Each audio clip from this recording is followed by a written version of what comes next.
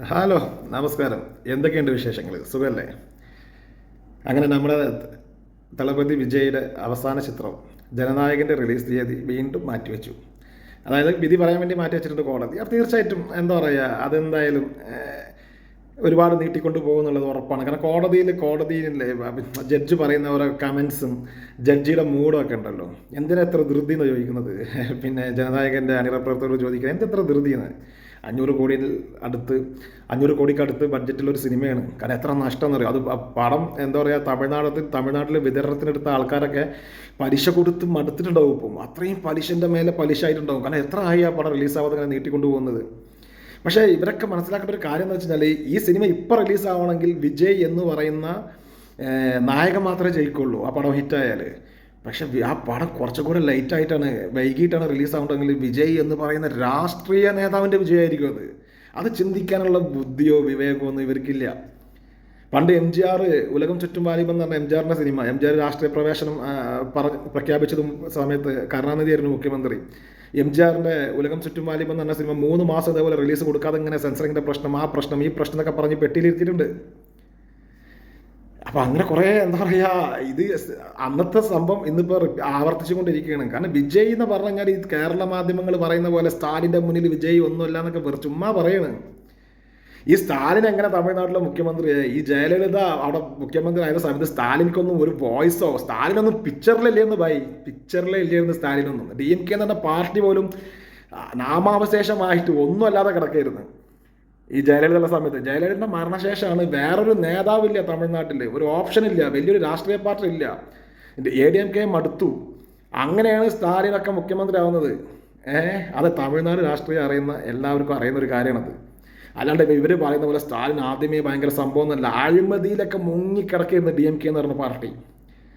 അവിടെ നിന്ന് വേറൊരു ഓപ്ഷൻ ഇല്ലാണ്ടാണ് സ്റ്റാലിൻ മുഖ്യമന്ത്രി ആവുന്നത്. പക്ഷേ എന്താ പറയുക, ആ സമയത്ത് വിജയകാന്തൊക്കെ ഭയങ്കരമായിട്ട് എന്താ പറയുക, അതിന് കുറച്ച് മുന്നേ വരെയൊക്കെ വിജയകാന്ത് ഭയങ്കരമായിട്ട് അടുത്ത മുഖ്യമന്ത്രി ആവുന്ന രീതിയിലൊക്കെ ആയി പ്രതിപക്ഷ നേതാവൊക്കെ ആയതായിരുന്നു. പക്ഷേ ഈ സമയമായപ്പോഴത്തേക്ക് വിജയകാന്തിന് ചെറിയ അസുഖങ്ങൾ വന്നു. പിന്നെ കൂടി അങ്ങനെയാണ് വിജയകാന്തൊക്കെ ഈ രാഷ്ട്രീയത്തിൽ നിന്ന് പിറകോട്ട് പോകുന്നതും സ്റ്റാലിന് മുഖ്യമന്ത്രി ആവുന്നതും. അപ്പോൾ എന്താ പറയുക, ഇപ്പം അടുത്ത് നടന്ന തമിഴ്നാട്ടിൽ നടന്ന സെൻസസിൽ വിജയ്ക്ക് 28+ എന്താ പറയുക പെർസെൻറ്റേജാണ് വോട്ടിംഗ് ശതമാനം കാണിക്കുന്നത്. അപ്പോൾ കേരള മാധ്യമങ്ങൾ പറയുന്ന പോലെ വിജയ് ഒന്നും അല്ലാന്നൊന്നല്ല. വിജയ് അവിടെ തരംഗായിക്കൊണ്ടിരിക്കുകയാണ്. തമിഴ്നാട്ടിൽ വിജയ് തരംഗായിക്കൊണ്ടിരിക്കുകയാണ്. വിജയൻ എന്തിനാ എത്ര പേടിക്കുന്നത്? വിജയ് ഒന്നും അല്ലാന്നുണ്ടെങ്കിൽ വിജയൻ ഇങ്ങനെ പേടിക്കുന്നതിനാ? കേന്ദ്രവും പേടിക്കുന്നുണ്ട്, തമിഴ്നാട് ഭരിക്കുന്ന ഭരണകക്ഷിയും DMKയും പേടിക്കുന്നുണ്ട് വിജയിനെ. പിന്നെ സീമാൻ എന്ന് പറഞ്ഞ വേറൊരു നേതാവുണ്ട്. ഇവർ പരിപാടി എന്ന് പറഞ്ഞാൽ വിജയിനെ വിമർശിക്കാൻ വേണ്ടി മാത്രമാണ്. അതിൽ സീമാൻ്റെ ഒരു റൈറ്റ് ഹാൻഡ് ആയിട്ടുള്ള ഒരുത്തുണ്ട്, സേട്ടൈ മുരുകൻ എന്ന് പറഞ്ഞിട്ട്. ഇവനൊരു യൂട്യൂബ് ചാനൽ തുടങ്ങിയിട്ട് ഇവൻ ഇടുന്ന വീഡിയോസ് മൊത്തം വിജയ്ക്കെതിരെയാണ്. കാരണം അവിടെ സീമാൻ്റെ പാർട്ടി നാം തമിഴ് കച്ചി എന്ന് പറഞ്ഞ പാർട്ടിക്ക് 8 വോട്ടുണ്ട്. ആ വോട്ട് മൊത്തം വിജയ് കൊണ്ടുപോകും. മൊത്തം ഇല്ലെങ്കിൽ അതിലൊരു 3% 4% വിജയ് കൊണ്ടുപോകും. കാരണം വിജയ് അവിടെ തരംഗായി കൊണ്ടിരിക്കുന്നത്, അത് സത്യമാണ്.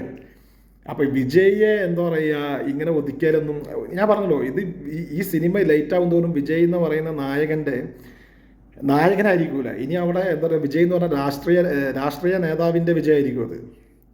അതൊന്നും മനസ്സിലാക്കാതെ എന്താ പറയുക, എന്താണ് ഒരു സിനിമ റിലീസ്, ഒരു സിനിമൻ്റെ പേരൊക്കെ പറഞ്ഞിട്ട് വെറുതെയെങ്കിലും ഒരാളെ ഇട്ടിട്ട് ഇങ്ങനെ കളിപ്പിക്കണം.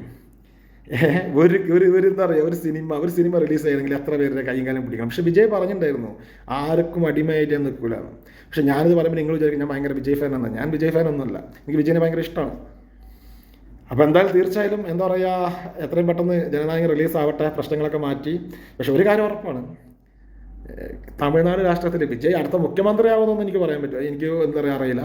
പക്ഷേ വിജയ് തമിഴ്നാട് രാഷ്ട്രീയത്തിൽ നന്നായിട്ടൊന്ന് പിടിച്ച് കുലുക്കും, അത് ഉറപ്പാണ്. കാരണം വിജയനെ അത്രമാത്രം പേടിക്കുന്നുണ്ട് കേന്ദ്രം ഭരിക്കുന്നവരും തമിഴ്നാട് ഭരിക്കുന്നവരും. അതുകൊണ്ടാണല്ലോ ഒരു സിനിമയെ പോലും റിലീസ് ചെയ്യാൻ സമ്മതിക്കാതെ ഇങ്ങനെ ഇട്ടിട്ട് അങ്ങോട്ടും ഇങ്ങോട്ടും ഓടിപ്പിക്കുന്നത്. എന്തായാലും കാണാം.